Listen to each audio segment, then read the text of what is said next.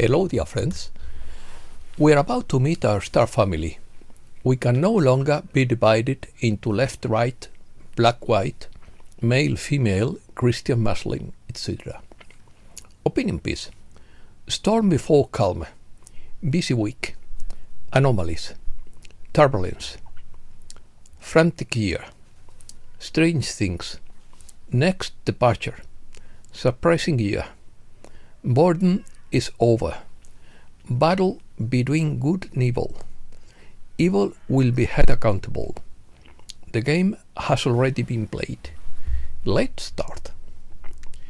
The phrase storm before the calm is an inversion of the well-known saying calm before the storm, and represents a situation or emotional state where first a period of intense turmoil, conflict or chaos is experienced, and then a period of tranquility, peace or resolution ensues. The phrase conveys hope and resilience in the face of complex times and suggests that adversity can be a precursor to stability. Conflict can be necessary to achieve a new equilibrium, a new balance, and difficult times can precede a period of serenity. According to Steve Biko, along with Trump comes small circle of international leaders committed to draining the swamp, including Putin, Xi, bin Salman and Modi. Behind and above them is the coalition steering the ship and making things happen. Backing them up are the galactics here to see that the ascension manifest. Behind them is the angelic realm from where we have come, to see that the divine will manifest. The ascension of this planet is destined to create a new species called Homo universalis. This would be an extinction event. Only certain types of DNA would evolve or ascend. Other types will not. Homo sapiens is destined to become extinct, and Homo universalis will prevail according to Ivo of Vega. Ascension is itself revolutionary. It is no longer an individual affair involving death. We now ascend with the body restored to its higher crystalline base, without the need to die. The tide has always been in the direction of unity and solidarity. We are about to meet our star family. We cannot be divided into left-right, Christian-Muslim, white-black, etc. The tide will continue in the same direction. What we are seeing now, as Matthew Watt explains, is the storm before the calm. In quotes, it is not easy or quick to sweep away tyrannical regimes, and the upheaval we are seeing is the storm before the calm. This calm promises to become more and more prevalent in the coming months and years, until it prevails and persists. Frantic year. The year 2025 is unfolding in unprecedented ways according to Saratoga Ocean. More weird things have happened this month than anything we have seen before during the boring time of last year. This year is going to be fascinating and unpredictable, and will unfold with one shocking surprise after another. A year full of significant events and unexpected changes is predicted. 2025 promises to be a period of transformation and novelty that will break the monotony of previous years. The idea that each month will bring shocking surprises suggests that we could be facing a year of great technological advances, social changes, or even world events that will redefine our way of living. This year gives no respite. From surprising technological advances to unexpected twists in politics and culture, some countries are seeing dramatic changes in leadership and alliances. If Trump is playing a key role in these changes, his influence may be driving a shift towards energy independence and a rejection of globalist policies. The so-called end of the green agenda is happening, meaning that many of the narratives and policies are being questioned and abandoned in favor of more pragmatic approaches. There is a resurgence of fuels as viable alternatives to reliance on expensive or inefficient technologies.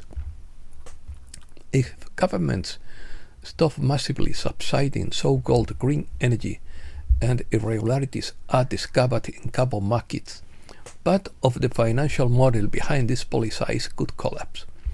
If people stop supporting drastic environmental restrictions because of their impact on the economy and the cost of living, politicians could be forced to change course.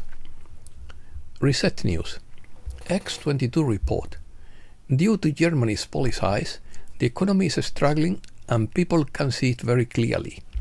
The Fed is building the market crash narrative, while Trump uses 100% tariffs against central banks. There is a patch going on. The swamp is learning to resist, but this time it wouldn't work. Trump has studied the enemy and is attacking them from the core. His latest move is that they can't get into the buildings. The highest-ranking Treasury official, David Leverich, has resigned rather than agree to an audit on which they have spent trillions of dollars a year. Elon Musk reveals that the Treasury has paid everyone automatically. The team found that Treasury payment officials were entrusted to always approve payments, even those from unknown fraudulent groups. They have never refused a payment in their entire career. Not once, Musk said in a tweet Friday night. According to Judy Pinkton, for some time now, the new treasury has been located on an Indian reservation near Reno, Nevada, along with tons of gold seized from the cabal since Trump took office in 2016, all in anticipation of a global financial reset, which is on the way. The coalition has confirmed that mass arrests are being made, and Trump has given the green light for the EBs to be activated. The Treasury Department is withdrawing from the network of central banks and supervisors to green the financial system. To top off this hectic week, Tucker Carlson announced on Telegram that before Trump won the election, Biden planned to assassinate Putin to start a world conflict, in quotes. Julian Assange said that the shutdown has already begun. All systems are ready. The EBS is active in certain areas. Last week, JFK Jr. said, "The plan never changed. It was always February." According to JFK Awakening on Telegram, in the next few weeks, every citizen will be given back any illegal profits made from birth certificates. He adds that in August 2025, the Treasury will set a computer algorithm to every bank to zero out debt balances immediately, though no one knows the day or hour. John Rogers, former senior advisor to the Federal Reserve, was arrested on charges of conspiring to steal trade secrets from the Fed for the benefit of China. What comes next? Trump's team is reviewing every dollar spent. Bureaucrats will be fired. Useless programs will be eliminated. Washington will be rebuilt from scratch. Evil will be held accountable according to Rinus Verhagen. All governments that participated in inhuman acts will be deposed and replaced, and those responsible will be held accountable. All the heinous acts that have been committed are prohibited by the Geneva Convention, and the Nuremberg Code will apply to them. To enforce this, the old internet will be shut down, so the old system will be dismantled. The new system will be put on hold until the old one stops working. The QFS will take over and reject fiat money as a trading value for international and domestic payments. All countries registered as companies are technically bankrupt and can no longer operate as before. Banks that comply with ISO 20022 and Basel III and IV standards will become service centers with no ability to produce money out of thin air. Each person will be paid the value of their birth certificate plus an illegal taxes mortgage, interest paid, making banks in their current form no longer viable as all debts will be written off.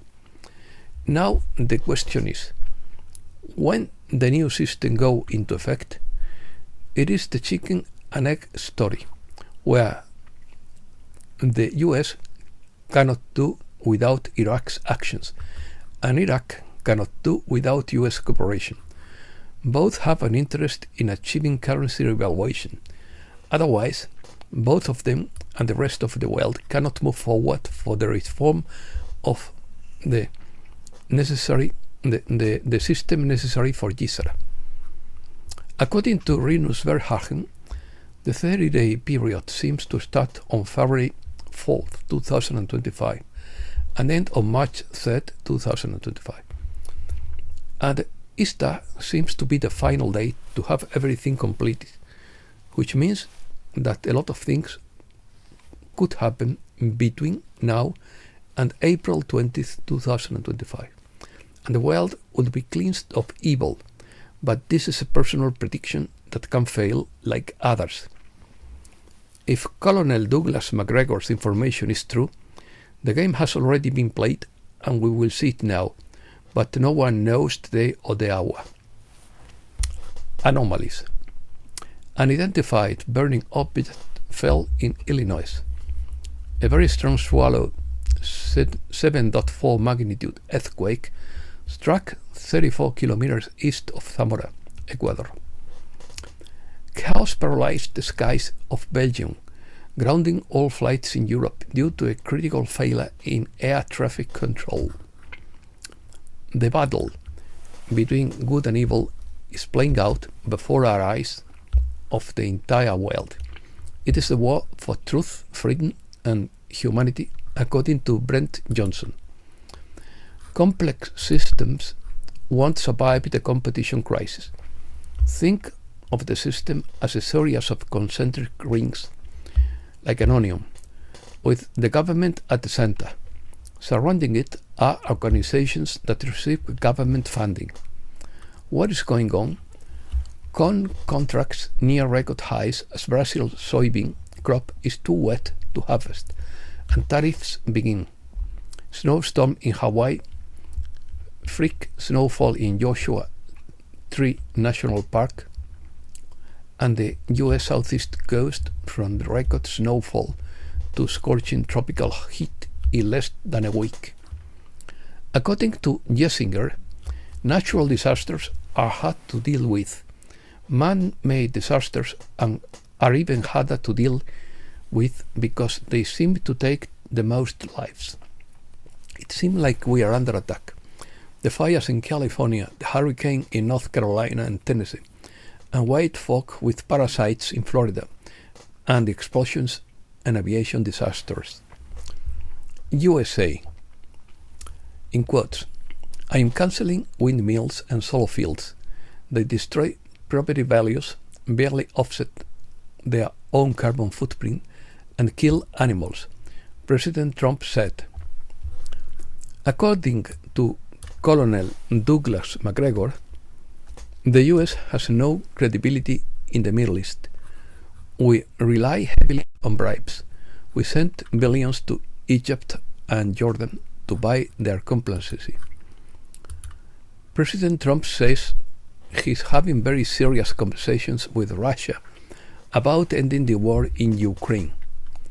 According to Marco Rubio, we have, in quotes, we have fooled people into believing that Ukraine could defeat Russia.